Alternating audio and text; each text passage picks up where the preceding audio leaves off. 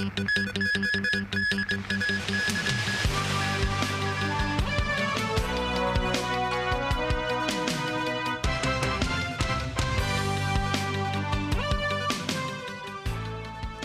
evening and thanks for joining us. It's understood the government will unveil details about a special scheme to import workers tomorrow at the earliest. Under the scheme, some 10,000 construction workers will reportedly be imported, while transport sector vacancies will be filled in by 8,000 non-local workers. Since mid-2018, Hong Kong's labor force has shrunk from around 4 million to the latest 3.77 million people, down by some 200,000 workers. To address the manpower crunch across various industries, Chief Executive John Lee revealed in April the government's consideration to import labor for the construction industry.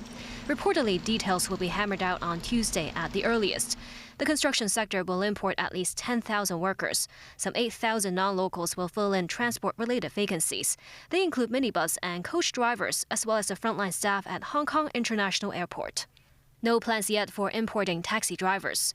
The union representative of airport staff hopes the government will import labor with restraint to minimize the impacts on local workers' livelihood, especially when their wages have taken a big hit during the pandemic.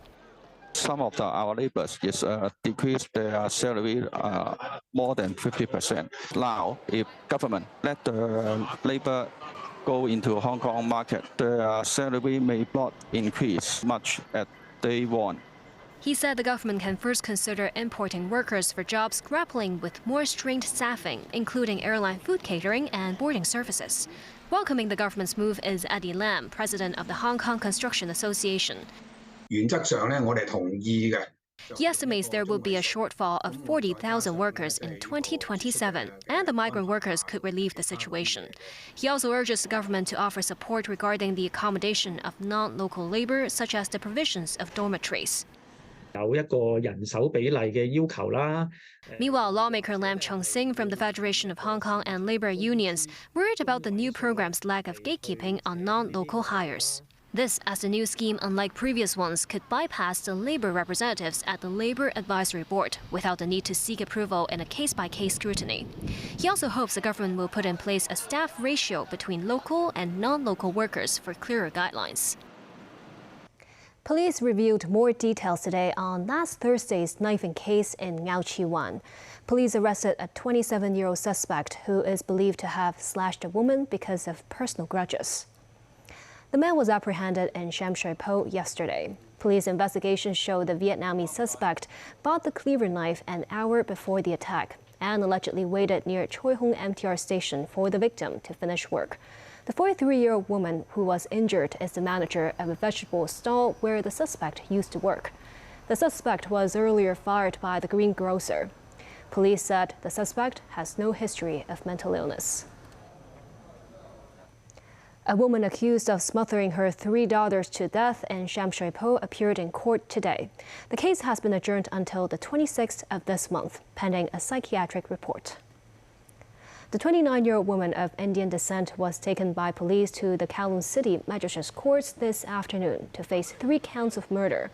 The woman was originally set to appear in court last Wednesday, but failed to attend the hearing as she was undergoing treatment at Castle Peak Hospital. The suspect in the police shooting case on Princess Margaret Road last Saturday appeared in court today. Earlier, the police escorted the 25-year-old male suspect to the Kowloon City Magistracy. He faces several charges including drug trafficking, dangerous driving, and driving without a license. The case has been adjourned until the 7th of August. The suspect was denied bail. The incident occurred last Saturday when authorities received a report about a private car suspected of carrying a fake license plate.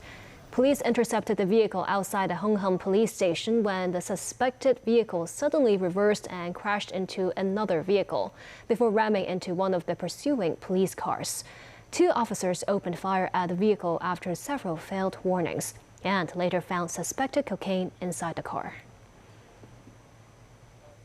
And the High Court has adjourned the hearing over the government's request to ban a protest song until June 21st. That's to allow time for the Department of Justice to revise part of the documents to be submitted for the hearing.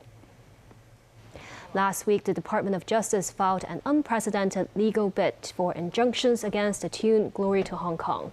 The ban intends to cover the dissemination by means of broadcasting, performing, printing, publishing, selling, or reproducing in any way.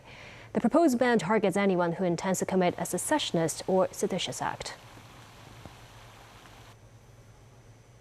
According to a report from Kyodo News today, the Tokyo Electric Power Company, or Tepco, has begun trial operation of a facility that discharges treated water from the Fukushima Daiichi nuclear power plant.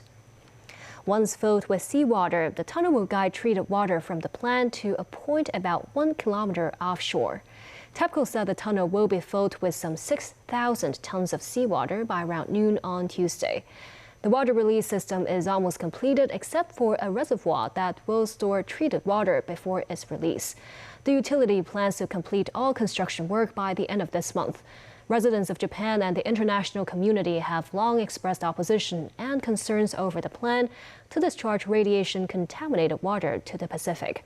Critics argue the process will damage the marine ecosystem and endanger human health. The most active volcano in the Philippines was gently spewing lava down its slopes today, leading to fears of a water evacuation of surrounding areas.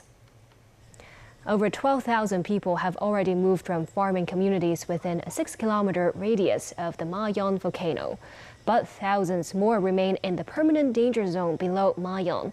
The volcano began erupting Sunday night. The Philippine Institute of Volcanology and Seismology said, should the volcano eruption turn more violent, people will have to move to emergency shelters. Mayon's last big eruption was in 2018. Still ahead. A sector of a major highway collapses in Philadelphia. Chinese university researchers discover a new form of therapy to treat lung cancer. And devil ducks again off the Central Harbor front.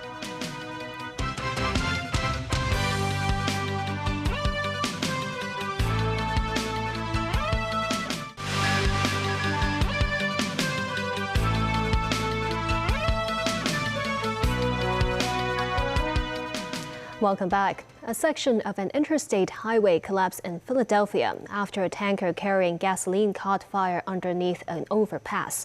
No deaths or injuries were reported, but the collapse will have an impact on the region, as I-95 sits at a dense northeast section of the city. Matthew Bray with more.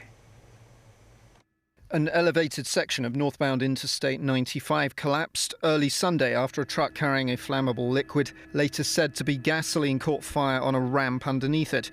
The road is the main north-south interstate on the east coast. Smoke billowed from the rubble.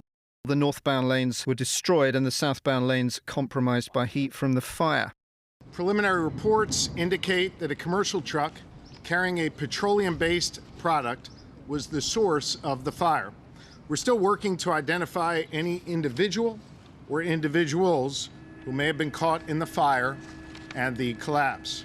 Shapiro added that a complete rebuild of I-95 would take months to do, and in the meantime, officials were looking at interim solutions. Motorists were sent on a 43-mile detour following the accident. This segment of highway carries roughly 160,000 vehicles a day. Work would continue through the night to remove the collapsed section as quickly as possible. The section was part of a reconstruction project finished only 4 years ago. Officials are also concerned about runoff into the nearby Delaware River after a sheen was spotted on the surface. The National Transportation Safety Board will investigate the fire and collapse. Matthew Bray, TVB News. Former Scottish First Minister Nicola Sturgeon was arrested and questioned for several hours by police investigating the finances of the governing Scottish National Party. Daniel Rao tells us more. Police Scotland said a 52-year-old woman was detained on Sunday morning as a suspect in connection with the ongoing investigation into the funding and finances of the Scottish National Party. The force said she was released without charge pending further investigation about 6 hours later. British police do not identify suspects until they are charged. After her release, Sturgeon said her arrest had been both a shock and deeply distressing. In a statement on social media, Sturgeon said she knew beyond doubt she is innocent of any wrongdoing. The SNP said it is not appropriate to publicly address any issues while the investigation is ongoing. Scottish police opened an investigation in 2021 into how more than £600,000 designated for a Scottish independence campaign was spent. Two former SNP officials, Colin Beattie, who was treasurer, and Peter Murrell, who was chief executive, were previously arrested and questioned as part of the investigation. Like Sturgeon, both were released pending further inquiries. Murrell is Sturgeon's husband, and police searched the couple's home in Glasgow after his arrest in April. The first female leader of Scotland's devolved government, Sturgeon led her party to dominance in Scottish politics. She guided her party during 3 UK general elections and 2 Scottish elections and led Scotland through the coronavirus pandemic. Still, Sturgeon unexpectedly resigned in February after 8 years as First Minister, having failed to achieve her and her party's main goal of securing Scotland's independence. Scottish voters backed remaining in the UK in a 2014 referendum. The party wants a new vote, but Britain's Supreme Court has ruled that Scotland can't hold one without Westminster's consent. The central government has refused to authorise another referendum. Daniel Rowell, TVB News. Back locally, the Town Planning Board organised public hearings regarding the construction of public housing at the Fanling Golf Course. Some former officials believe the city will face a housing shortage if authorities abandon their current plan. This as organisers of international golfing events announced they will cease hosting competitions in Hong Kong if SAR officials proceed with their proposal. Timothy Lee tells us more. With 32 hectares of the Fanling Golf Course set to be returned to the government this September, authorities will continue with their plan to use 9 hectares of the land to build 12,000 public housing units. But the planning department earlier proposed to the Town Planning Board to temporarily rezone the suggested public housing site from residential to undetermined. That's in view of the conditions attached to the approval of the Environmental Impact Assessment report last month. The authorities have to review the layout design and the density of the public housing development. Meanwhile, the Town Planning Board will organize 5 public hearings related to the land development plan at the golf course. In the first hearing this morning, a majority of attendees rejected the public housing plan, including representatives of the Hong Kong Golf Club. 亞洲最古老嘅球場。 Club captain of the Hong Kong Golf Club, Andy Kwok, stressed that the building of the housing units will essentially destroy Asia's oldest golf course, which dates back to more than 100 years ago. He added that the Fanling Golf Course is the only golf course in the city capable of hosting international golfing events. Meanwhile, Saudi Aramco's Live Golf League, which views the Fanling Golf Course as one of its selected locations for its upcoming tournament, said it would not play in the city if major changes were made on the green. Live Golf could not consider any other venues in Hong Kong due to the sheer scale of the build for those events, and the infrastructure required is approximately 5 times that of a normal event. However, former Director of Planning Ling Kar Khan noted that grassroots residents in the city are desperate for the 12,000 units. He said if the government were to abandon the housing plan, it would severely derail the public housing system. Representatives of the Society for Community Organization also gathered outside the public hearing venue and urged the Town Planning Board to allow the housing proposal to proceed, citing that more than 220,000 residents are facing challenges with housing. Timothy Lee, TVB News. 4 Hong Kong stores of mainland electric car maker BYD were splashed with red paint and had their roller doors rammed on Monday. This is a showroom in Tsim Sha Tsui. Some windows were daubed with red paint, and at around 4 a.m., police received a report saying the showroom was vandalized. The BYD showroom in Yuen Long was also vandalized at around the same time, with its doors being rammed by a car. Between 5 a.m. and 6 a.m., police received 2 more reports saying the car maker's Wan Chai showroom and Tin Shui Wai Service Center were also daubed with red paint. Police have classified the cases as criminal damage. Meanwhile, a Chinese University of Hong Kong medical research team said it has discovered a new form of therapy to treat lung cancer.